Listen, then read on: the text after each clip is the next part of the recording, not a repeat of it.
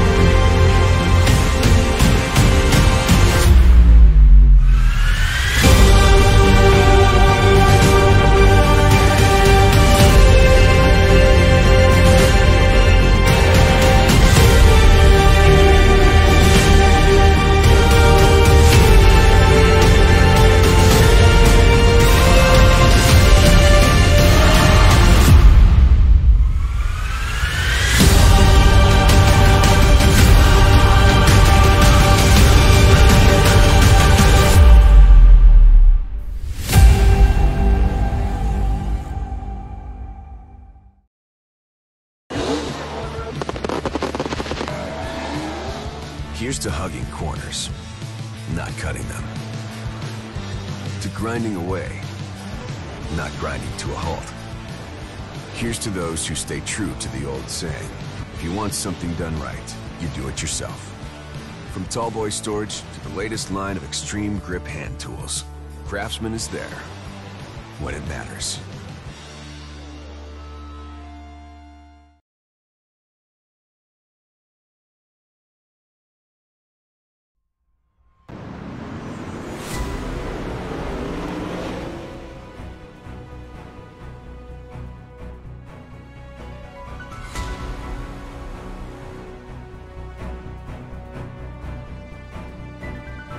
All throughout the iRacing service and throughout all of the iRacing Esports World Championship Series, point situations are starting to wind down and things are starting to heat up. And the same is true here for the 8th round of the World of Outlaws Craftsman Late Model Championship Series.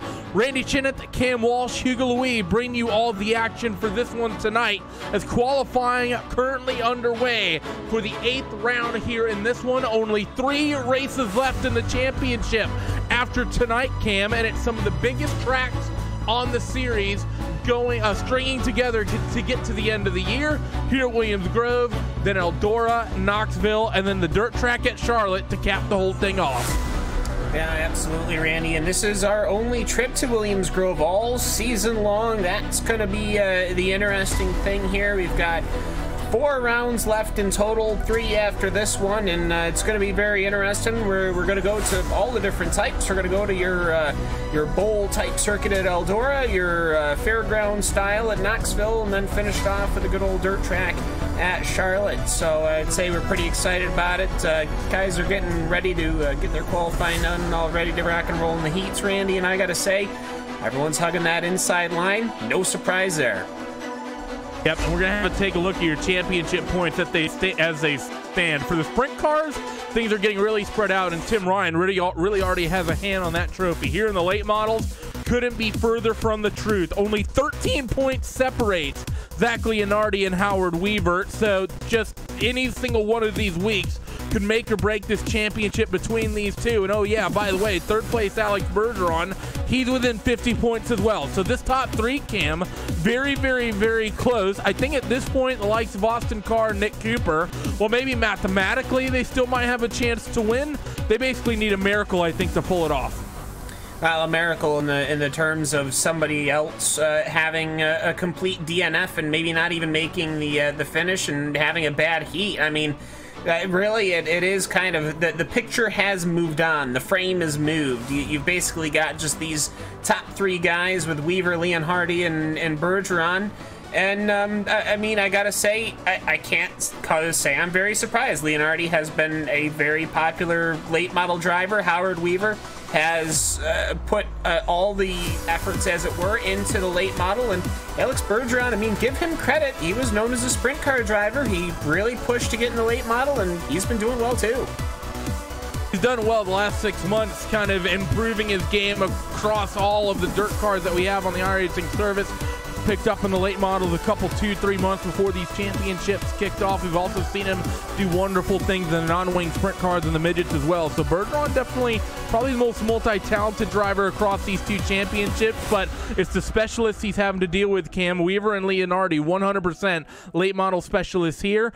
And over on the sprint car side of things, dealing with Tim Ryan, who's a sprint car specialist as well. And he's up just a little bit short against the trio of them at the moment.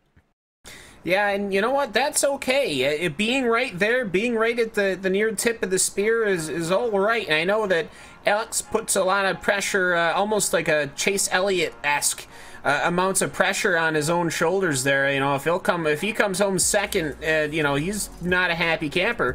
You know, and I would say I would be ecstatic coming in second. Heck, I'd be ecstatic just making the feature.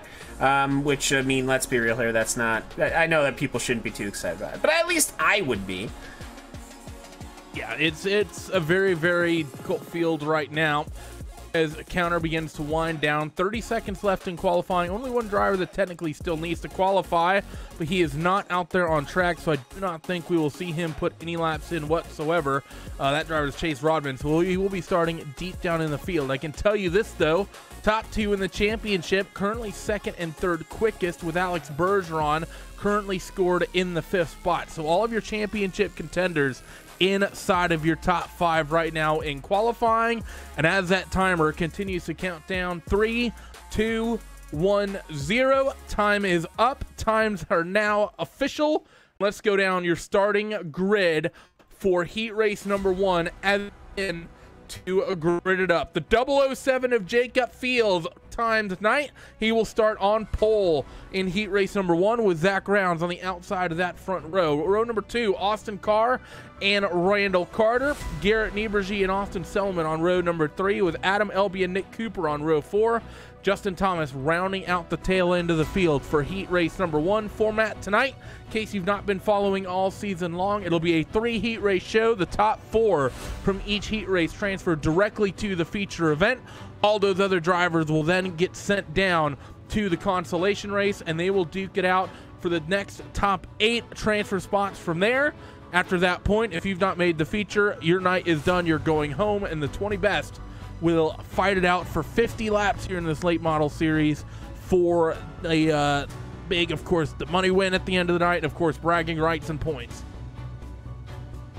Yeah, most certainly. And you got to remember, all those people who don't get to go into the feature race, you know, they've been kicked out or whatever, they get stuck in the infield, of course, because you can't leave. They actually have a Kung Fu tournament. No, they don't. That would be exciting, though. I will say I am interested, Randy, to see how the track develops here. We know that Williams Grove, it is that pencil clip, as it were. Everyone's going to be hugging that inside line. Clip. Paper clip. What did I say? Pen clip? Pencil clip? Whatever. Get your knowledge of office supplies. Yeah, office supplies, I know. It runs tight. I have a feeling with the very end of the race, people are going to be knocking that outside wall. They're going to be going that wide, but it's just going to be how long is it going to be that inside line lasts. Yep, and of course, as things wind down, Cam, these drivers who are in championship contention going to have in the back of their minds, you know, of course, there's the race-by-race purse that you get, you know, $300 to win, and it goes down all the way to the top 5. You know, life-changing style prizes. I mean, you have the championship prize pool. You get a big, you know, Craftsman tool set. And the biggest one is that driving experience with Clint Boyer in a real 8 model. Well, let's be honest, nothing against Craftsman or anyone else. That's going to be the real kind of cool thing to have in your life, saying I got to at least drive a real World of Outlaws spec super late model. Yeah, I mean, the Craftsman tools are really nice, though. Don't even joke. No, I mean, the whole kit and caboodle. I mean, for this being the inaugural season, I mean, I have to say, it's a massive amount of support from the organizers, and of course, having us along here. That's the greatest prize of all. The only question I have for that Craftsman tool set is, does it come with an unlimited supply of 10mm sockets? As the 007 of Jacob Fields gets on it, we are green. 28 car, not a very good start whatsoever. Coming to that green flag, so Zach Brown's going to fall back to third immediately as Austin Carr will slide up in front of him. Randall Carter will hold on to that fourth spot. Top four, single file down the back straightaway. Most of the field single file down the back straightaway. I believe we have Garrett Niebergy and the 74 of Adam Elby. They're door to door, but for the most part, everyone gets that single groove through lap number 1. I am actually very impressed from the start from Austin Carr to be able to get to the inside there. He came in a little too sharp on the entry to 1. That's allowed Zach Rounds to get in his inside, but he won't be able to last too long hanging there. Maybe perhaps he will, fighting through 3 and 4. No, he does not. So I gotta say, for Austin Carr, that was a great job jumping. Normally starting outside for Zach Rounds, you always tend to lose out to the leader, but at the very least, you're typically able to clip off the guy that's starting in third. So great start from Carr. 28 Zach Brown still hounding the back of that one machine of Austin Carr. The track right now, very single groove. Everyone wants the bottom as they head down the front straightaway. Randall Carter still holding into that 4th spot, but he has an aggressive 18 of Austin Silverman, not very far behind as they work through corners number 1 and 2. Austin gets the nose for a moment, but I think he has to lift out of it. They hit down the back straightaway in towards 3 and 4, coming towards the the cross flags, mentioning halfway right here. They get to the iRacing starter stand. Fields out to about a 0.3 of a second lead, followed by Carr, Zach Brown, and Randall Carter. Everyone's still single file cams. So right now, this racetrack, not really slick enough. This heat race number 1, very difficult to make up any moves. It is absolutely, unless you manage to nose into the keister of the car in front of you, which, let's be real here, is going to start happening at some point. I will say it's interesting to see how much these cars are dancing here as Austin Carr gets a great entry into 1, slides to the inside, will he pancake? He almost clips that little access road exit there, and actually Austin Carr leaning on the outside is Jacob Fields, and Austin Carr might have a good entry here into 1 and 2. He should have the lead. What a move by the one machine of Austin Carr. As we're talking about the track not being racy, the race lead gets exchanged. The 007 falls back to that 2nd spot, and the car that started 3rd now leads this thing coming to the white flag. Jacob Fields, he was slowly moving up the racetrack. I don't think he likes the slick stuff, and that definitely cost him. White flag waves. They head down in towards 1 and 2 for the final time. Austin Carr moves up the racetrack a little bit, but is careful to get right back down to the bottom, into 3 and 4. 007 really throws it in there, wants to get that race lead back any way he can, but is not going to do anything stupid. Race win goes to the 1 of Austin Carr in heat race number 1. Jacob Fields, Zach Rounds, and Randall Carter make up your top 4 transferees, with Austin Silverman, Adam Elby, Garrett Niebergy, Justin Thomas, and Nick Cooper. They'll be having to do things the hard way later on tonight. Yeah, and you talk about the passing and maneuvering and everything like that. Everybody came home in a different position from where they started outside of Randall Carter in that number 4th position, so cars were certainly moving around. It's interesting, it's exciting. I gotta say, that was a great heat number 1, even though, yes, everyone was just kind of playing follow the leader. You know what? Sometimes that is not a bad thing, Randy, and we also have to remember we had a little chit-chat with a relatively famous racing car driver. I mean, relative. Just, we only had Max Pappas in here talking about his wheel system. Yeah, of course, the MPI steering wheel, one of the additional prizes for this championship as well. So a lot of amazing prizes for these guys as heat race number 2 gets gridded up. And for all you guys watching on the iRacing Esports Network and on Dirt Vision, let's go down the starting grid. Howard Weaver and Alex Bergeron, championship contenders, but teammates at the same time on that front row. Drew Hirschko and James Edens on row number 2. Kevin Dedman and Charles Cosper on row number 3. Jacob Leverstein and Josh Phillips, row 4, and Phil Diaz will make up the 9-car grid. Heat race number 2. I will say, Cam, that if the 07 of Howard Weaver is able to take home this championship, the greatest prize of all will be dangling it over the head of Alex and Austin for the rest of eternity. I mean, yeah, completely. To be fair, that is pretty accurate. To be able to be said to be the first world champion iRacing dirt driver in the super late models. Yeah, I mean, hey, I would put my hat on that. And I will say, as far as, the whole MPI wheel, I think the coolest thing was talking to Max about how many aminals he has, the cats, the dogs, and the goats, and the bearded dragon. I will say that was well worth the conversation. I will confirm that, as is tradition, when Max Pappas joined the RaceBot TeamSpeak server before the broadcast, Cam immediately took the discussion about the let's say, respective animals that Cam has. But heat race number 2 coming up right now, and Howard Weaver does not wait whatsoever. Green flag flies, top 2 are single file. Herchko is going to be fighting it out for that 3rd spot, though, with James Edens. I take that back to 52. Falls into line. Kevin Dedman gets in the line, as well as Jacob Leverstein, who is fighting, actually taking that back with Charles Cosper. No, that's the 94 he's fighting with, excuse me. The 4 of Josh Phillips. Not a great start from him at all. Yeah, and that's Dion's on the inside there, and also you missed the pun. You could have said they, in like a bunch of dogs chasing the tennis ball, they start here, heat number 2, boo on you. But either way, yeah, Charles Cosper is able to at least clear Phil Diaz, and he's able to lock in a Jacob Leverstein. Leverstein, however, is sitting way in the back here in position number 6. I'm a bit surprised like that. It seems to me, Randy, that it's one of those situations where when you're at Williams Grove, you either have it or you don't, and I think Bergeron has always been quick here. Weaver has always been quick here, but I'm not necessarily sure if I'm really aware of whom else might have the earmark on this circuit. Let's see, they head down the front straightaway. 2 teammates out here, out in front in heat race number 2, the 07 and the 12. They work through corners number 3 and 4. And the thing is, Cam, is that if you're Alex Bergeron, points are on the line here, and you have a championship contender out in front of you that you need to try to reel that points gap down in on. This is a potential opportunity. Maybe you show the nose on Howard a little bit, who Howard, knowing this is just a transfer race, may just leap out of the way, wanting to ensure he gets to the feature. You might be able to get some cheeky points here in the heat race rather than just waiting until the final 50 laps of the night if you get the opportunity. That could be a very smart move if Alex gets the chance as they're coming to 3 to go. And we saw Tim Ryan end up having a retirement in the feature race that last time by, and I believe Bergeron did as well. So that's obviously in the sprint cars that obviously is going to be weighing on his mind as well. The last thing you want to do is put some risk out there. But you know what? I think from Bergeron, seeing what Austin Carr was able to do that last heat race, I think he might try something.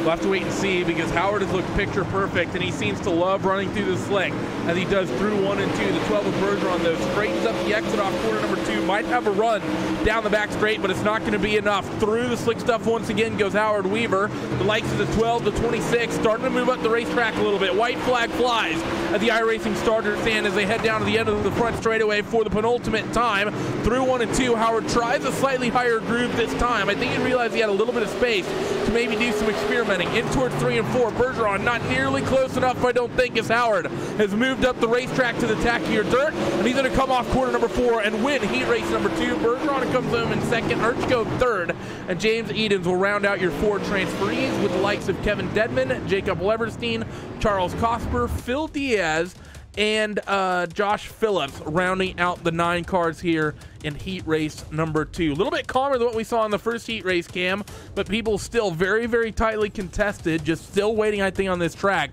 to get dialed in and, well, let's say beat up a little bit more a little bit later on this tonight. Yeah, top 5 finished where they started. So nothing too crazy there, but you know what? I will say, if that does say anything, that just goes to show you how amazing of a move that Austin Carr had to take victory from I believe that was, what, Zach Rounds? Yes, it was. Or no, Jacob Fields, excuse me, duh. I think, I mean, just the ability to sneak your nose there underneath, and it's not like Jacob had made a mistake at all. And so for Austin to be able to make a pass on the inside, I mean, I don't want to say that might be the last time we see something like that here, but the track is getting worn in to the point where people are starting to already search for dirt, and we're only 30 laps into the heat races. With that, let's get into heat race number 3. Final real championship contender on the night, or on the season, excuse me, starts on pole position for heat race number 3 with Tyler Ducharme on the outside of that front row. Matt McKinney and Casey Kerwin, a couple of fan favorites on row number 2. Mark Molnar and John Fiddler are on row 3 with Virgil Graham and David Heileman on row 4. Chase Rodman, who did not put in a qualifying time, that black 02 car, will be starting at the back of the field. So once again, 4 more spots up for grabs, 8 laps, and I think the 24 should pretty much go into uncontested in this one, Cam. Unless something happens, because something can always happen. It always seems that heat number 3, something always happens in in the terms of drama. So Leonardi should have it. Ducarme should be having an easy one. And Matt McKinney, I mean, good qualifying. Finally, he's got the opportunity to make the feature without having to go through the hard nose that is the last chance qualifier. We'll have to wait and see, though. The field works their way down the back straightaway. That 24 car, 25 machine as well.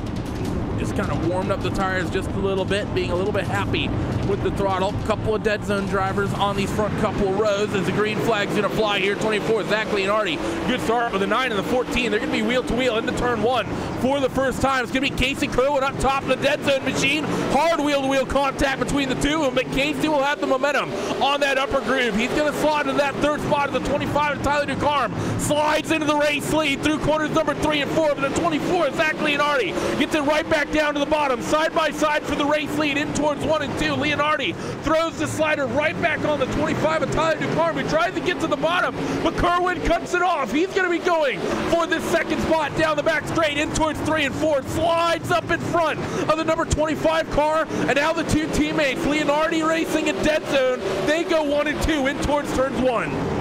Yeah, meanwhile, Mark Molnar had it up having a good little door slam with Matt McKinney, and Tyler Ducarme ends up washing out on the high side there. He had to back out. He lost everything. He just went from running been third to not even being in a transfer position. And at this point, I think these cars are getting spread out enough that that might actually mean that he might not make the feature race, because these cars are now finally in single file line. Ducarme's on the inside of Virgil Graham. Graham is not going to want to get anywhere near letting Ducarme on the attack there on the presser. So good maneuvering, I think, from just about everyone at the start of that race. It was very, very hasty. It was an aggressive start, Randy, and I got to say they managed to make it all work. Not surprised whatsoever that it was aggressive. Top 4 as they currently run. Leonardi, Kerwin, McKinney, Molnar.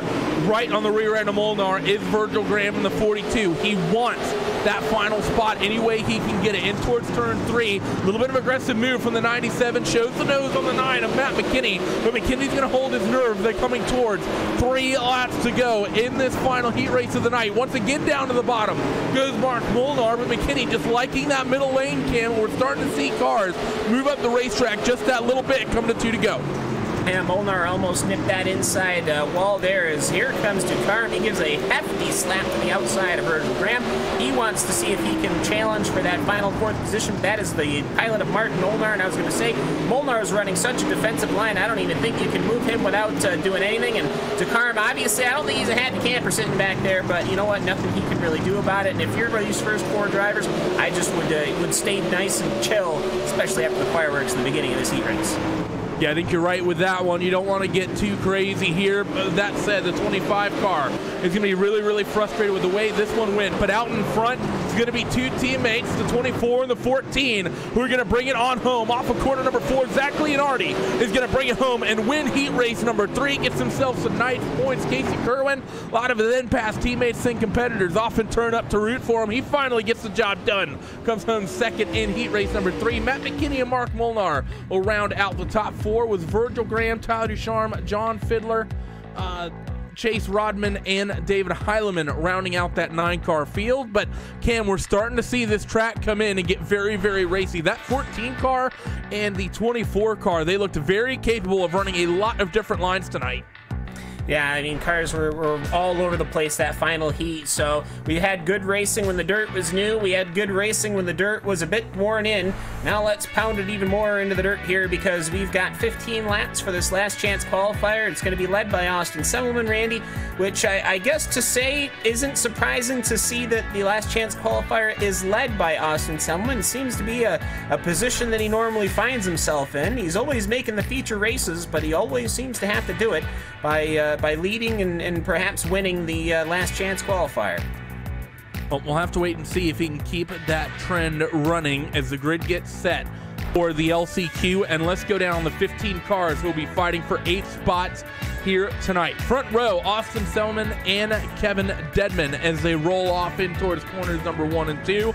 Virgil Graham and Adam Elby make up that second row. Jacob Leverstein and Tyler Ducarme going to be starting on row number 3, and Garrett Abergy and Charles Cosper on row 4. They are going to be the Bubble Boys coming to the green flag. John Fiddler and Justin Thomas on row number 5. Is Phil Diaz and Chase Rodman on row number 6. Nick Cooper and Josh Phillips on road number 7, and starting all the way at the back of the field, the 21 car of David Heilemann.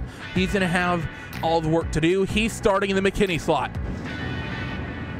Yeah, most certainly, and we'll see what these guys are able to do. I mean, I'm hoping for a good clean run. Lights are out on that pace truck. Let's get this thing going here at Williams Grove. We've seen what 8 cars can do. Let's see what 15 can do roaming around this half-mile clay oval. So they head off now in towards turn 1. The 18 of Austin Selman. Been an up and down year for him. He's had some good runs, but he's had a pretty good chunk of bad ones. Definitely not been a 2018 that Austin Selman would have wanted.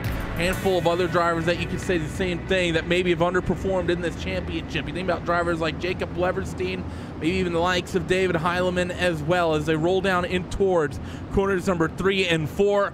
15 cars, 8 transfer spots up for grabs, and these LCQs have been drama-filled all year, and I don't think we're going to see anything else here tonight. Austin Selman gets on it. We are green, and the 23 car is already round. We don't even make it to start-finish before people start getting hung up in incidents. 23 goes around, the 02 goes around, Nick Cooper gets involved as well, as 3 cars get spun around before ever hitting the front straightaway. And something has happened to Charles Cosper's machine. I was going to say, he is the only one that could, that he was the last transfer spot. The top 8 had made it through. Everyone else got involved in a wreck. This was a very strange wreck. It looks like Charles Cosper's wheel got turned, and then he just ended up stopping and parking the car right in the middle of turn number 1. Very strange from Charles Cosper, but what that does mean, Randy, is that there is still going to be a fight for that final transfer position. We're going to have to wait and see as one driver just tried to come down on towards pit road.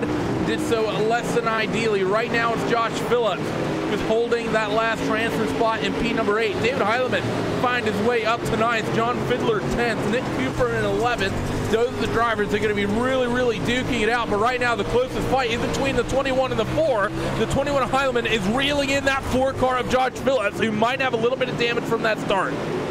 Yeah, and all the way up front, everyone's basically been doing all right. So this is kind of the only place where the battle's been going on. And I have to say, you know, that that strange issue from Cosper has, at the very least, given us a bit of a show, because that 8th position is going to be up for battle, and that's between David Heilemann and Josh Phillips. And honestly, John Fiddler's sitting there, and he wants the piece of this action too. So it's basically a 3-horse race for one more transfer position. I will say, I'm sure there will be drivers relieved, but Tyler Ducarme, he wants some more, as he is actually pressing on the 777 of Jacob Leverstein. These are the fights I love watching in these last chance qualifier races. I don't care if it's in this championship or if it's when I go to my local track. The bubble boy positions are always fun. But Tyler Ducharme shows a nose on the 777, and Jacob Leverstein not quite able to hold on to that, and they're going to go single file down the front straightaway in towards 1 and 2. David Heilemann is there and lurking on the back of Josh Phillips, but John Fiddler, he's going to show the nose, get into the 21 car of David Heilemann. Heilemann goes back now to P number 10, and now that's going to put John Fiddler in a position to maybe get himself into this feature event tonight by taking that last transfer spot away from the 4 of Josh Phillips. Halfway through this last chance qualifier, and there has been just an immaculate amount of action here at Williams Grove Speedway. And for Josh Phillips, he is running laps just 1/10 slower than John Fiddler. You're going to cross the start strike right here, as it is just a 19.72 versus a 19.6. So John Fiddler, he does have the opportunity to make up that time. He does have the laps to get behind Josh Phillips. And you know what? Do you just immediately go on the attack, or do you try to see if you can get a pass on what Austin Carr was able to do in heat number 1? You're going to have to do something relatively aggressive as they roll through. Browning lap number 10. Last time by, it went the other way. John Fiddler lost about 0.5 of a second as they stream down the back straightaway and in towards 3 and 4. There are a couple of other semi-close grass up and down the field, but I do want to keep an eye on this fight for the bubble spot, because this is the one that really counts and that really matters. They roll through corners number 1 and 2. Once again, Phillips still trying to stretch the gap out, but Fiddler reeled in a 10th back that last time through. See that 1:15 19 car, roll the bottom, and he slides up through the slick stuff. That's going to lose him, I think, just a little bit of time. Lap times they cycled through is going to be a 19.75 for Phillips and a 19.84 for Fiddler. The low line is not really where you want to be right now, Cam, as we're coming to 3 to go. Yeah, I think for Josh Phillips, he has not changed his line at all. John Fiddler, on the other hand, has changed his line, and he suffered for it, as it seems that Josh Phillips is able to get a good exit off of both not only corner number 2, but corner number 4, as Fiddler, yeah, he's just throwing the car in right now. There was a bit of a hair of a chance, but I think it's too little too late, as Tyler DeCarm is on the inside of Jacob Lepstein. He's actually piled that outside wall. That's going to throw everything into disarray. That throws NMLB slow as we come to 2 to go. Maybe a bit of over-aggressive driving. That's exactly what it was for Tyler Ducharme. He showed the nose that he clipped that inside wall. That's going to stack up a number of cars, and things might just get crazy as we're coming to the white flags. How aggressive are these guys going to fight with one another? The 4 and the 19 hook get checked into one another, and that's going to bring the 115 of John Fiddler just a car length back off the bumper of the 4 of Josh Phillips. White flag here. Lap number 15 in this last chance qualifier. John Fiddler screams down the back straightaway trying to close the gap. Austin Semmelman is going to come off corner number 4 and win this heat race, but who is going to punch their ticket into the main event? It's going to be the 4 car of Josh Phillips, who just holds on. He will be starting in the last spot here in the feature event tonight. And the drag race between Jacob Leverstein and Tyler DeCarm to go across the start-finish line. They went side by side. That ended up going to Jacob Leverstein. I am really surprised that they were really fighting for positions. I don't get it. I do not think you needed to be running out there. Gave us a hell of a show. I mean, let's be real here, Randy, and obviously Hugo as well, because he's over there. But I mean, it was a wonderful heat race. Obviously, we didn't like having that big incident, but you know what? They really kind of brought that all down to the wire, and that got kicked off simply because DeCarm clipped that outside, that inside wall on the other side of the track. Yep, pretty much is how that's going to roll out. We're going to step away for a quick moment, though, here on RaceSpot TV, the iRacing Esports Network, and on Dirt Vision. Do not go away. 60 seconds feature event coming at you.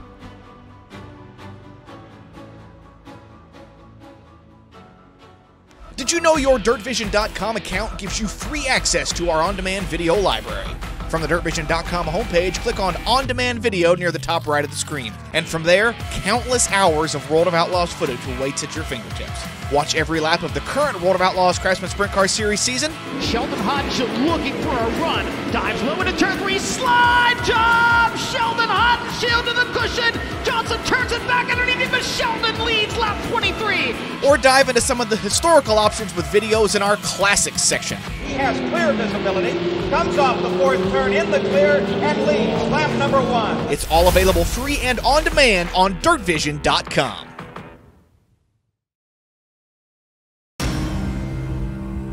Man, I'm looking forward to the late model championship. It's going to be an exciting season. It all comes down to the wire for that championship right there in Charlotte. I think you're going to be able to go to the World Outlaw, not only the finals right there, but the banquet, and then the ultimate package is to get in my 2-seat dirt late model and burn some laps in the racetrack in real life. So looking forward to seeing whoever's going to conquer all and win that thing and spend some time with them.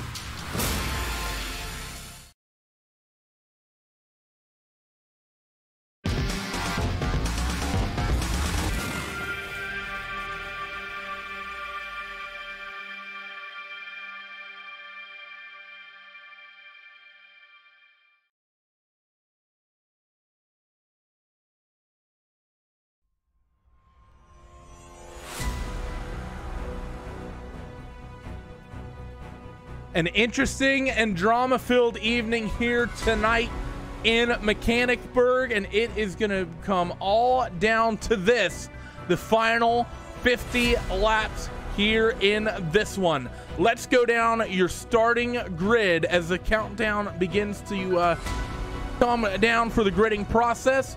The 20 drivers who will be fighting it out for 50 laps tonight. On the pole position, One car of Austin Cars made a fantastic pass for the race win in heat race number 1. That gets him the pole position with championship points leader Howard Weaver on the outside of that front row. Starting just behind, Zach Leonardi and Jacob Fields will make up row number 2 with Alex Bergeron and Casey Kerwin on row number 3. If you're keeping track, that's a championship contender on the outside of row 1, the inside of row 2, and the inside of row 3. Zach Rounds and Drew Hirschko make up row 4 with Matt McKinney and Randall Carter on row number 5. James Edens and Mark Mueller on row 6. On row number 7, Austin Selman and Kevin Dedman. Row 8, Virgil Graham and Jacob Leverstein. Tyler Ducarum and Adam Elby on row number 9 with Garrett Niebergy and Josh Phillips making out the 20-car field tonight. Cam, championship points are on the line. Race purse money is on the line. Championship prizes are on the line. If you're Weaver, if you're Leonardi, if you're Bergeron, how aggressive are you with how close this championship is?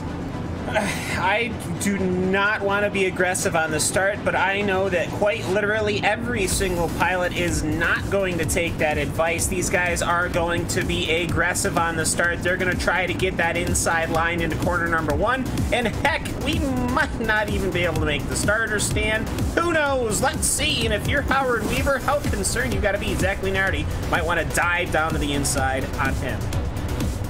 Lights are out on that iRacing safety truck. 20 cars, 50 laps on one of the most difficult circuits on the iRacing service, and this place has gotten very, very racy through the last heat and the last chance qualifier. Austin Carr now in command of the field. Howard Weaver up top. How aggressive will it be on the start? He tries to predict it. He actually does a very good job. They're going to be side by side across the stripe. Weaver has a chance up top to maybe take this race lead. Contact between the two of them. That's going to bring the 24 Leonardi into play. Austin Carr able to get away as Leonardi takes P2.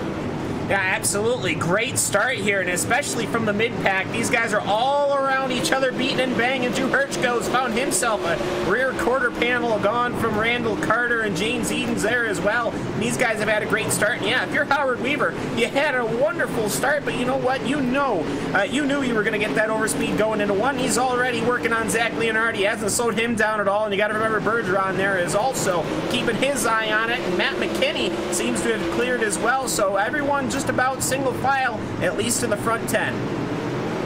Front 10 and getting very aggressive though at the same time. As you look up and down the field, there are some fights starting to creep up. Austin Carr has checked out just a little bit in the 07 of Howard Weaver, maybe losing that 24 car of Zach Leonardi as well. They come down the front straightaway and in towards 1 and 2. So Howard may be falling off just a little bit, but you also have the 12 of Bergeron running in fourth. So right now, top 3 in the championship currently run 3rd, 2nd, and 4th in that order.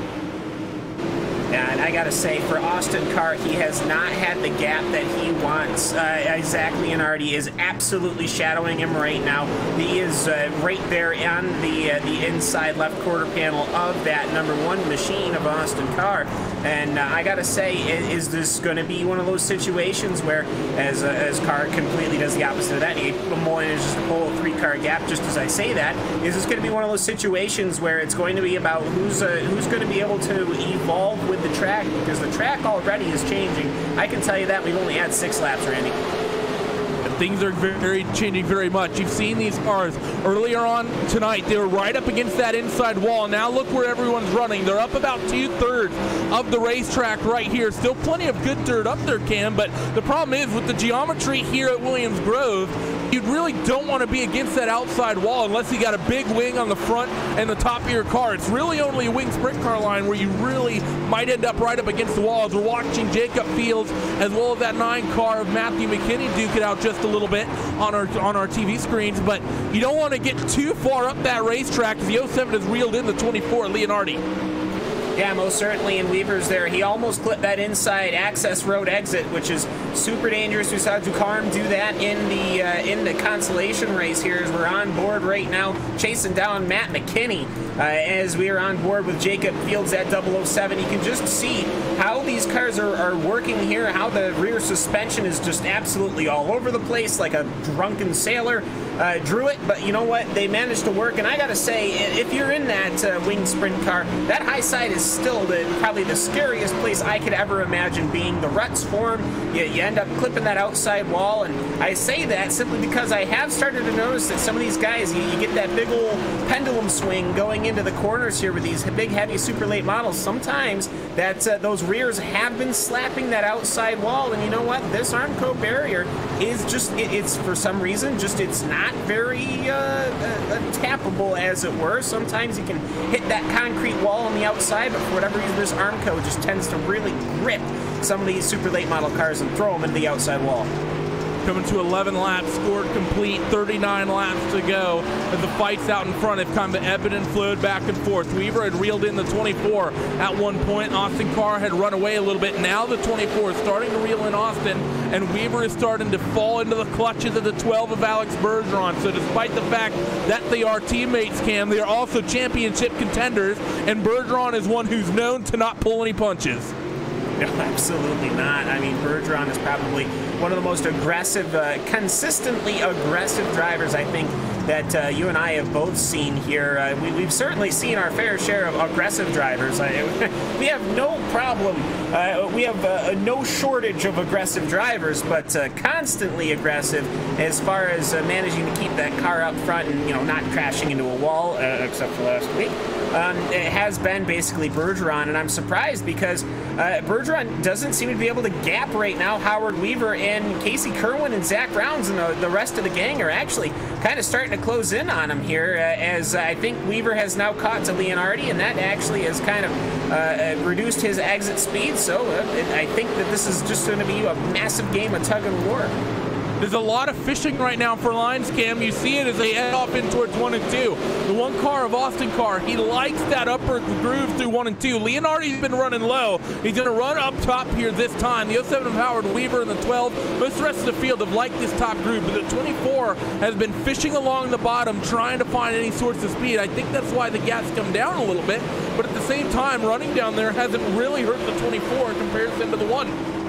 No, and I think for me the reason why it hasn't hurt him so much is because every time that the 07 is able to catch to Zach Leonardi has to run that inside line, and ultimately at least the inside line going through 1 and 2, because 1 and 2 and 3 and 4 are different from geometry standpoints. The lines are always different, but he's able to easily cover it from Howard Weaver, and then he can get a good run. I think for me, Zach Leonardi is faster through 1 and 2, but the problem is Weaver can always kind of catch in and clips near the apex to 1, and that kind of ends up throwing Leonardi's exit off, so that allows Carr to go. So really, if Leonardi is able to clear Weaver, I think that he has enough time and enough run to catch Austin Carr, but the problem is how can you clear that 07 car, because, well, it's a championship point leader, and it's a very fast pilot in that, what would we call that? It's a red and blue, I almost call it a rainbow Camry car. On the front. It does, well, it's very Jeff Gordon-esque. It's like I was going to say, Jeff Gordon rainbow car. I almost call it a rainbow car, but it doesn't. There isn't an actual rainbow on it. It's kind of like a geometry flake. So let's go with that. Geometric flames is what Cam will go with. The 24 Leonardi going to try the bottom. Weaver's going to get a run up top, I think, but not enough to make something of this. Smacks that outside wall just a little bit, and then really talking about all these tracks we've had, Cam, as this fight's starting to reel in just a little bit as we're nearing halfway in this race, is just talking about the geometric differences on these tracks, because you mentioned the outside wall and how easy it is to get into it. That's really only a concern off of turn 4. You run the top groove, even in the sprint car, through 1 and 2. Getting into the outside wall really isn't a worry. It feels like you just have so much more room to run to the outside coming off corner number 2, whereas you go through turn number 4, when that upper groove gets slick, that outside wall just reaches out and just seems to catch you so quickly. Same thing we get at Volusia. Yeah, and I think if we do one of those patented rear camera angles off of, say, Austin Carr's machine, that #1 machine here, I can actually show you exactly what you're talking about here, because you're here with Austin Carr, you're riding that #1, you're coming off the exit corner 3 and 4, and what ends up happening is we're watching a great battle between Matt McKinney and the number 26. I believe that's Drew Hirschko, perhaps. Drew Hirschko is there, and he actually slides out, and he doesn't get the position over Matt McKinney, but there you go. So you can actually see kind of how the track comes off on the exit to 1 and 2 as he's coming through right now. And actually, you know what? I think my camera feed just might be that far behind it. That is not helping my explanation here. But anyways, the exit to corner #1, it's wide and flat where they have kind of an access road. On the exit to 4, Randy, the Armco actually breathes in onto the straight. So going to keep an eye, though, on this fight with Drew Hirschko. Also keeping half an eye on the 07 of Howard Weaver as well. But the fight between the 9, 26, 52, and the 18 is the closest one on the racetrack, as we are now over half distance in this event at Williams Grove. But still, everyone can pretty much running that middle groove. Not much is really opened up.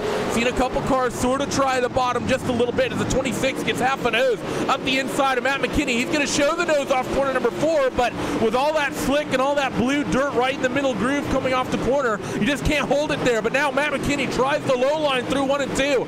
This might not help him whatsoever, as Hirschko's going to get a run. They're going to be nearly side by side in towards 3 and 4. I think a little contact on the entry to the corner of the 9 of Matt McKinney. Gets half spun around. He gets the back pointed the right way, so we're going to stay green. But Matt McKinney trying the bottom there, Cam, really hurt him, and he's going to lose half a dozen spots or more. He's going to lose half a dozen spots, but we don't lose anything because we stay green. How about that? Good on the Marshals to not throw the yellow for that one. Yeah, Hirschko ended up taking a big old nip out of Matt McKinney's rear end. That has ended up putting him around and on the back foot here, because he's going to have no one around him with about 20 laps to go. So unless Matt McKinney can do something real crazy, I don't think he's going to be able to get back up to the field here. But that has made a massive gap between the position 7 of the 007 of Jacob Fields and position 8 of Drew Hirschko. That's now a big old field, and I'm starting to see these cars, they're really bouncing up and down. They're really buffeting going down the front stretch and the back stretch here. This track is getting worn right on in.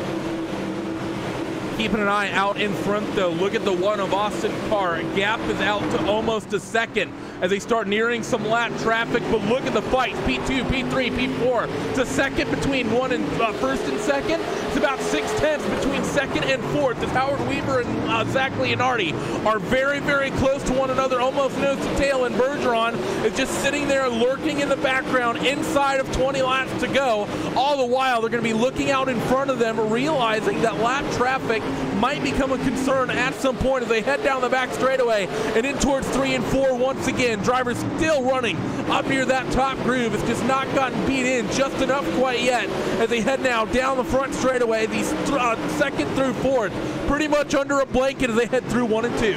We do have a caution out, and that is going to change everything. Unfortunately, that is Matt McKinney. At some point, I'm presuming he did. Oh, no, he went to the inside of Tyler Ducarme, and in a very Ducarme way has absolutely pile-drived it into that inside barrier, and then that is what has spun him around, unfortunately.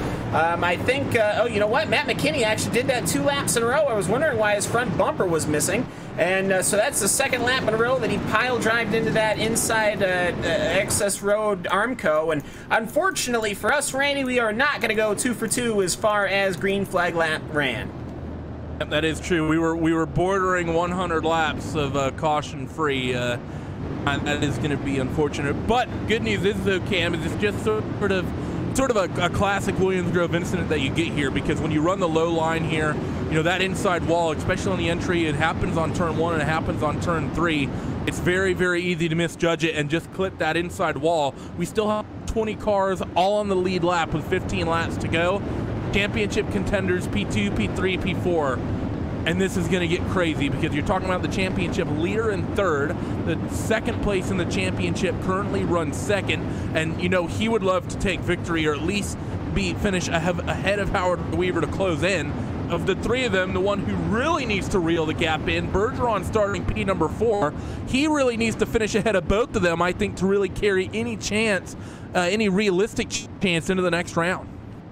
Yeah, and I mean, really, talking about Austin Carr, well, the #1 car in position #1, look, he could potentially be sitting on a massive points haul because, you know what? A couple of these cars get into each other. You got to remember that outside line. You saw how much those cars were buffeting. Well, now take a look at that inside line. When that drag race down in a corner #1, your inside line is going to really be able to just get in on the speed, and then they're going to be able to slide right across corner #1. So Austin Carr, if he keeps his nose clean, he has the potential, if these guys behind him have trouble, to get a big old points day. Lights are out on the iRacing safety truck as they stroll down the back straightaway at 30 miles an hour. Austin Carr will be in command of the field once again, has led pretty much every lap here tonight at the Grove. Can that dead zone racing car of Zach Leonardi time the restart? I don't think so, but he's not going to be too far back as they scream down the front straightaway, nose to tail for first. Third and fourth is going to be side by side between Bergeron and Weaver. A little bit of contact to the 14 of Casey Kerwin as well, but Bergeron able to hold on. I am so impressed these guys have been able to make it at least through corner #1, because let me tell you, it is so easy to start spinning cars, especially when they are not on full suspension. As one car almost looking to spin out way in the back, no, he sorts that out. As I will say, Bergeron absolutely pancaked the outside wall about 5 times. Just tap, tap, tap, tap, tap on that start. And now here comes Howard Weaver. I think he just gave Leonardi a punt. He's going to go up the track. These guys are almost taking the 410 wing sprint car line on the exit of 4.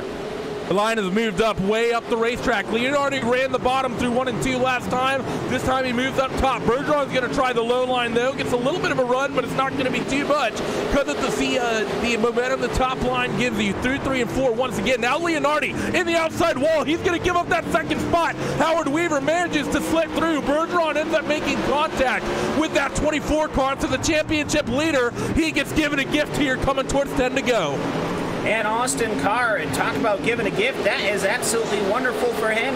He doesn't have a rear view mirror, but I'm sure he's known to be hearing that he doesn't have cars that far behind him. He's got a gap now. He can comfortably run whatever line he wants to run. And if you're Howard Weaver, you can't, there really isn't any track left to really aggressively grip and attack and really cut your lap times down. So I have to say, if you're Austin Carr, I mean, just focus on your marks, hit him well, and you should have a victory here in the World of Outlaws Craftsman Late Model Series here. And Zach Rounds is trying to do some late race action here on Casey Kerwin for 5th.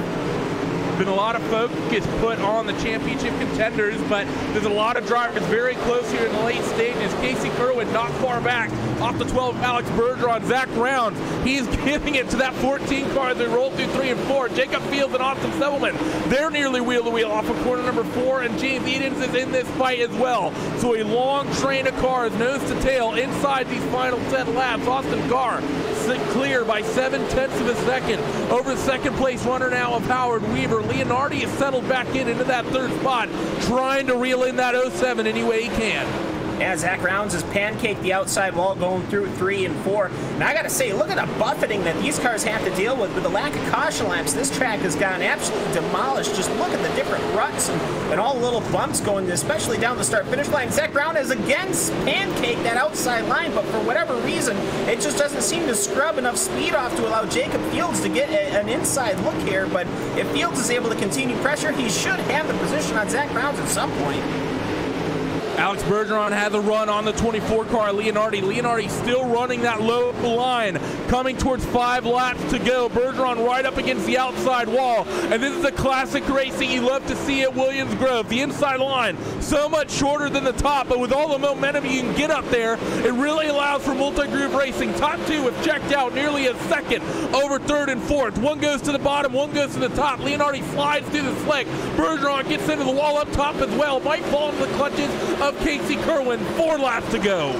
It's so easy to end up having one bad lap and then it comes right back to you, as Casey Kerwin is absolutely trying everything he can. He wants to get ahead of Alex Bergeron, and who could blame him, as all these cars are driving way up the track except for Austin Settleman. Settleman way down on the low side. Leonardi's way down on the low side, and the battle between the 1st, 2nd, and 3rd positions are basically all but done. His car is running way high, Weaver's running way high, Leonardi's way high, and I think that's what you have to do right now. 3 to go. 2 laps left is what we're coming to. The 12 of Alex Bergeron is really the first fight on the racetrack. He's either fighting with the 24 of Leonardi or the 14 of Casey Kerwin. Leonardi gives up just a little bit on the exit of corner number 4, so this fight for third might just heat up in the closing stages of this race as they scream down the back straightaway for the penultimate time. That 12 car trying to reel him in, trying to get any advantage that he can potentially get to help himself in this championship situation. Nose to tail, coming to the white flag with 1 lap to go. Bergeron goes to the ultra low line. Leonardi sent right up the racetrack. They're going to be wheel to wheel for P number 3, but Leonardi able to pull clear. But out in front is going to be the 1 car of Austin Carr, who will take victory here this evening, and Leonardi is just going to be able to hold on to third. Yeah, and Leonardi ended up taking a nip out of that inside wall because Bergeron gave him a hefty shove, but you know what? He was able to control the car. No problems there. Everybody comes screaming past the start-finish line. Absolutely wonderful fighting that we've seen here at Williams Grove Speedway. We were worried that this potentially could end up in a big old caution fest, and you know what? They sure proved us wrong. We only had 1 caution, and that was for a self-spin of all things. So a fantastic race tonight as the 1 car of Austin Carr pulls up on the little victory circle. Actually, I think that might technically be a scale. I'm not, yeah, they're weighing it, making sure. We see Austin Carr's crew chief walking over with a rather heavy-looking helmet as we're going to go down your post-race results here tonight. Austin Carr takes victory with Howard Weaver in that 2nd spot. Zach Leonardi in 3rd, Bergeron in 4th, and Casey Kerwin will round out your top 5. One of the best races he's had all season long. Zach Rounds in 6th, Jacob Fields 7th, James Edens in 8th, with Kevin Dedman and Drew Hirschko rounding out your top 10. Next 20 cars coming up on your screen: Tyler Ducarme and Randall Carter 11th and 12th, Virgil Graham in 13th, Adam Elby in 14th, Austin Selman in 15th, Jacob Leverstein in 16th, Mark Molnar 17th, Garrett Niebergy in 18th, Josh Phillips 19th, and Matt McKinney round out the 20-car field. Do not go away on the iRacing Esports Network and on Dirt Vision.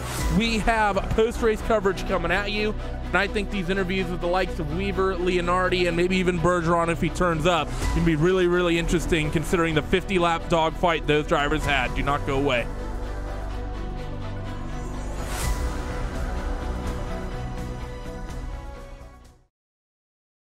Courage at the mile. What part did courage play in this victory? Kinzer going into the corner, trying to get by Dale Waxo, makes contact. Hell of a lot, I'll tell you that right there. So many times, everybody had lost track. Look at how John up on the center track. Tell you what, there was some close races at a high speed. The World of Outlaws create memories for fans every night. Now share your favorite Outlaw moment on social media. Whether it was 1978, 1998, or 2018, we want to know, what's your Outlaw moment? Did you sneak into a victory lane picture? Get whiplash driving past a parking lot full of crews at work? Or maybe you simply got to meet your favorite driver in the pits after the races. Tweet it, Instagram it, just use the hashtag #MyOutlawMoment. You might even hear Voice of the Outlaws Johnny Gibson share your memory at the track. Don't delay, start posting today. Let us know with My Outlaw Moment.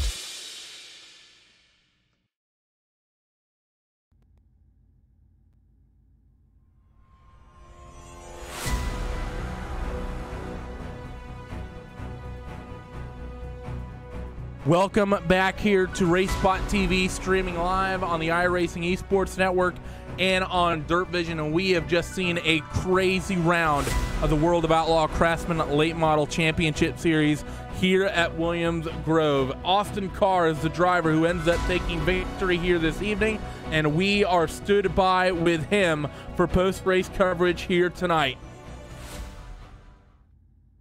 Now that we got him, Austin, you're starting to get some momentum here late in this championship. Before we go, to sort of the things that happened tonight, you look hooked up tonight at Williams Grove. You seem to have fallen in love with this place a little bit. Yeah, man. Actually, this is probably one of my favorite tracks in real life besides East Bay, and I love watching the World of Outlaw sprint cars here, and I've always wanted to go to this track and to pick up a win here. And at the only time we come to this track for the season, it's pretty cool. It's an awesome track. It's a very tricky track, and it was awesome. And now, talking about the championship situation right now. Most focus is, of course, on Weaver, Leonardi, and Bergeron because they are very, very close in the points. You are technically in fourth, and while you mathematically, I believe, still have a chance, we're a bit of a sort of outlier, I think. You've come on strong the last couple races. You've racked up 2 wins, which ties you with everyone else for most wins on the season. Even though coming into this race, you were almost 120 points back, do you still feel like you might have a snowball's chance? Probably not. I mean, it's with Leonardi and Weaver running up front every night. It's kind of tough. In the beginning of the season, I turned 21, so you know how that goes. So I was out partying all the time, so I never really practiced on my setups. I just came out here and winged it for the first few races, and that killed me. I wish I wouldn't have did that because I probably would have been up there with them guys, and I'm regretting it now. But at least we're coming on strong at the end and put it on a show. I think everyone knows what you're talking about when they turn 21. They go out with friends, have some nice friendly games of Uno, and they get really crazy and play some Go Fish. But Austin, big winner here tonight, $300 richer after this one. Before we let you go, who gets it done for that number 1 car? Biggest thanks I got to give out is to Dylan Hauser, man. I didn't have a shot. At all to win this until he helped me out, and I got to thank him for everything. We got to thank Dirt Co Media House, UDSRA, Michael Rosendahl, Jamie Martin, Jason Minot all over there for helping me out. Dirt Car Racing, Sprint Car Insiders, Tim Hunt Designs. And that's about it. You guys up in the booth in Hudson. Well, there he is, Mr. Austin Carr. I have a question. I'm sorry. Austin, did the car pass weight? Man, they gave me the thumbs up, but he gave me the tech guy gave me a pretty dirty look. I just threw my hands up. I was like, what can you do? But he shined me all through. I was trying to find victory lane, but they didn't have one. That's fine. It's fine. I had never thought anyone could drive up on the scales before. I never saw it happen. So, all right. That's all I had. Sorry. Good talking to you. There he is, Mr. Austin Carr takes home victory here tonight. Whether or not the car passed tech, we'll of course have to ask later on. But Mr. Howard Weaver, the Tomato Man, comes home in the 2nd spot tonight. He was very quick, very, very competitive here this evening. Fall back to 3rd and 4th at one point, but now he stood by with Cam Walsh. Yeah, and 50 hard laps here at Williams Grove Speedway. Only 1 caution, no retirements. And Howard, you're basically in that all day long. You started in 2nd, you finished in 2nd, so much more. This, I don't think I've ever seen a Williams Grove this worn in before. Have you? I've seen it a couple times in leagues, but I definitely didn't think I was going to be fast there. So this is probably my worst track. So if it's real slick like that and it goes up to the top, I seem to be a lot faster than normal. But it was pretty slick and it was really fun actually. And to only have 1 caution with all these guys at how tough of a track is pretty sweet.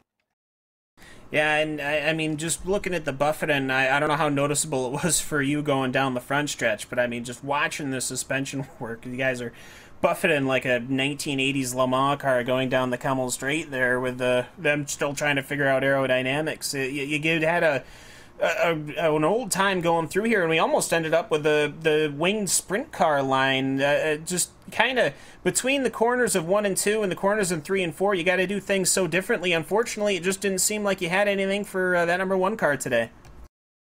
Yeah, at the end, I felt as fast as anybody. I was actually a little bit faster than him, but then I got excited because he got tight in turn 1, and the next lap I was like, oh man, I'm gonna catch him, and then like you said, down the straightaway, there's like these giant jumps out of nowhere, and I was like 90 degrees sideways trying to hang on to it, and so I gave it all back. But just to finish in the top 10 here and not wreck is like pretty much a win for me at Williams Grove. It's kind of every week I think it's going to be my drop week, and every week I surprise myself. So I'm pretty happy with it for sure. But congrats to Austin. We got into a little bit on the initial start. He said he got tight, but that was kind of probably my only chance to get the win. So I took it, and then it was a good race, though. Yeah, good race indeed. We've got 3 more to go. Eldora, Knoxville, and the dirt track at Charlotte. Current points leader, constant points leader. It's Howard Weaver, and the floor is yours in your car. That is the what do we call it? The geometric flame scheme on it. But either way, the floor is yours. Anyone you'd like to give a thanks to, you go ahead. Yep, I got to thank Ray Vanderlinden at School of Racing Graphics for painting that car. He's probably the greatest painter I've ever seen or designer as far as racing goes. So check them out and get you some pre-made designs that they have over there. And I got to thank Team Friday for supporting me, Teamville R, Race Spot, World of Outlaws iRacing, and Williams Grove for being nice this week. Well, there you have it, Howard. Current points leader, finishing in second position here today. Randy, not a bad day from and the Dylan Hauser. Hauser. Dylan Hauser. Setup. Sorry. The setup. It's so unimportant. You know, right? Well, as someone who's driven a VLR setups and fought with the likes of David Heilman in some official races, no, trust me, setups can definitely help as we're going to move it on down the line. Third place finisher tonight, the 24 car of Zach Leonardi, another championship contender inside of your top 3, top 4. Zach, what a run for you tonight, but I'm sure it has to be a little bit bittersweet because as nice as it is to run P3, to have the one person you're fighting with in the championship finish just out in front of you means that no matter how good the finish is, you're still going to be losing some ground on the point situation going into the next race. Yeah, I was a little disappointed about that, but you know, I guess it kind of evened out because he probably would have been ahead of me if him and Austin didn't get together in the first corner. But yeah, I drove Austin down on that restart, and I was like, I was in go for the win mode there, so I got to try something, and I was like, I'll go whip it up on the cushion here and knock the wall down. So I gave him that one back, but you know, is that it is. We're still real close in points, so I think it'll swing either way. Just whoever can figure out these last 3 races here. And I mean, talking about these next 3 races, I mean, Howard said the track that he was really worried about was Williams Grove here tonight. Eldora, Knoxville, and Charlotte left. Is there any one of those tracks that you kind of really feel nervous about, or are you sort of in the ideal situation of late in the championship, fighting for the championship, and you like the 3 tracks coming up? Well, I was really relieved, I think, like Howard was, to get a top 3 here at Williams Grove and to stay with Howard. I know he was worried about it. I was too. I've never been good at Williams Grove, so I was pretty glad to be decent. I feel good about Eldora. Well, I mean, we have that build coming up that's supposed to make stuff change a lot faster, and the tracks will be completely different. So we'll see. Hopefully, it won't be a mega cushion, but I feel good for Eldora. Me and Howard have had some really good races over there, and I'm a little bit worried about Knoxville. I've never been especially great there. I've been okay, but I've never been especially great. So if I can just manage, I'll be okay there. But if I'm in a good position, I'm pretty confident for the dirt track at Charlotte. I love that place. There he is, number 24 car, Zach Leonardi. Nice strong finish tonight. Before we let you go, who gets it done for that 24? I just want to give a shout out to Leonardi Race Designs, Dead Zone Racing, Wet Bandits. I'm thinking of missing some people right here, but yeah, just everybody who watches, y'all in the broadcast booth. It's really cool y'all do this deal, and iRacing for putting the series together, and World Outlaws for sanctioning it. Well, there he is. Mr. Zach Leonardi comes home in that 3rd spot. We're going to move it on down the line. 4th place finisher this evening, 12 car of Alex Bergeron. He stood by with Cam Walsh. Alex Bergeron finishing that car number 12, finishing in the 4th position. Alex, a bit of a rough day here at Williams Grove because you basically were in the fight all day long here. I mean, long green flag runs on either side of a quick caution. It just seemed to be a very challenging race here at Williams Grove. Take me through it. Oh yeah, the track was very slick, and yeah, the top side was dominant tonight, and well, it was caution free pretty much. So we had a good fun, really. Howard and all the top 5 guys, and I had a good time for sure. And well, I hoped the bottom would come in, but it didn't. Like, it did a little bit in 1 and 2 at the end. So I tried there on Zach and almost got him, but was close. But you know, P4 is better than 20th, so we'll try to do better next week in the sprint car and have some luck. And in 2 weeks from now, we're going to be at Eldora. We've got Eldora, and then obviously we're going to Knoxville, and then we go to the dirt track at Charlotte to round out the championship here in the super late models. And I mean, I gotta say, you're sitting here in 3rd position. Unfortunately for you, Weaver and Leonardi finished ahead of you, so I mean, it just puts you that much further behind. I gotta say, what are you gonna have to do here outside of just straight victories in order to get the edge and perhaps take this championship? Well, it's just to do the best as I can, just stay consistent, pretty much. We never know. People can make mistakes, and everything can happen in the last couple of races, even in real life. Everything can happen. So we'll just hope for the best, and we're just gonna keep going at it, and always have hope. And like I said, Team VR is gonna try to do a good job, and hopefully Howard gets it. And we never know. I might get it too. So we'll see. Alex Bergeron, the floor is yours. Anyone you'd like to give a thanks to before we let you go? Well, definitely VLR and all my sponsors, his partners, and especially their collective, and BK Designs for being on the car to make the paint schemes, Meyer Inc. Garrett Robinson wasn't there tonight for spotting, but shout out to him, and shout out to everybody watching tonight and supporting me. You guys for broadcasting, and World of Outlaws for putting this on and iRacing. So thank you guys, and we'll see you next week. Well, our pleasure as always, and we'll see you next week, Alex. Alex Bergeron piloted the number 12 machine, finished home at 4th. Randy? And our last interviewee of the night, I believe it's the only time we've gotten to speak with him thus far this season. Casey Kerwin rounds out the top 5 in the Dead Zone racing car. And Kerwin, it was Merle Bettenhausen who was famously quoted after he lost his arm in a champ car crash at Michigan that he was better on the dirt without his right arm. Are you better on the dirt without an appendix? I don't know about that. I mean, maybe. We were doing real good at Lima Land last week, and then I scrubbed it up in qualifying, got in the wall, and didn't get a lap, and wasn't able to make any ground in the heat races and missed the feature. But tonight was good, so yeah, maybe. We'll see. We'll hopefully can keep it going for the rest of the season like this. Now, it's been a pretty, I don't want to say mediocre season for you, but you're pretty much just 15th in the points, just kind of chilling in mid-pack. It's where you've pretty much run all season long. You weren't really irregular with the likes of the Dirt and I broadcasts and such. Are you happy with your performance thus far this season and to be stealing some top 5s this late in the game? Yeah, I am.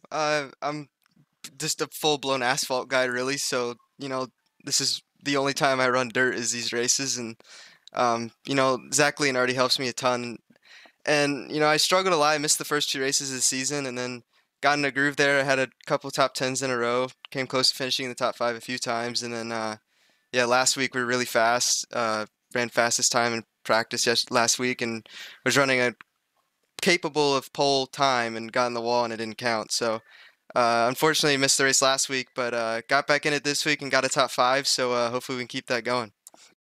Well, thanks for joining us, Casey. I know some of your NPAS competitors occasionally turn up and root for you in the chat. I don't think any of them stuck around for the post-race, though, unfortunately. But before we let you go, who gets it done for that number 14? I just got to thank everyone at Dead Zone Racing, Zach Leonardi, Tyler Ducharme, Houston Hamer, Ashton Crowder, all them. Leonardi especially for the whole season. He's just really helped me try and figure out this dirt stuff. And I've been slowly getting better and better. If it wasn't for him, I definitely would be running as good as I have been on occasion. So got to thank him, and Ducharme also helped me a lot here tonight. So got to keep that going, and also Leonardi Race Designs for the paint scheme. Thanks for joining us, Casey. Good luck at Darlington tomorrow night, and then good luck, of course, in 2 weeks' time at Eldora. Thank you. Well, there it was, Cam. What a fantastic round of racing we had this evening. Championship competitors duking it out. Some new names up amongst the top 5. This is sort of the ideal night of racing, I think, for the World of Outlaw Late Model Championship Series. Absolutely. I mean, delivered now, 2 races in a row back-to-back where we have had absolutely fantastic racing.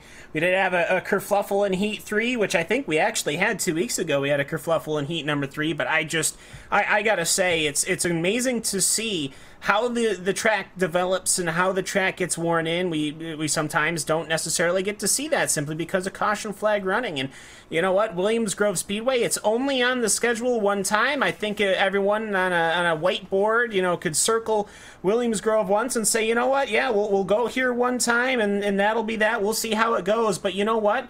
This was an absolutely fantastic show. It was absolutely fantastic indeed, and we thank all of you for making us a part of your Monday evenings on Dirt Vision and on the iRacing Esports Network. Huge shout-outs to all the sponsors who make this series possible and put this on, the likes of Craftsman and the World of Outlaws, of course, and everyone involved behind the scenes, Andy Werner, Simon Grossman, Nick Tisson, and the whole shebang. If you're not done watching iRacing content just yet, unfortunately, we don't have anything else coming for you tonight, but it is a very, very busy week for us here on RaceSpot TV. A lot of world championships are starting to complete themselves here. You have the NASCAR Peak Antifreeze iRacing Series coming tomorrow night at Darlington. That's the first round of the championship playoffs for them. Then he moves through in towards Wednesday. The eNASCAR Ignite Series has their second race at Irwindale. Thursday night, 7th round of the iRacing Rallycross World Championship Series at Lucas Oil.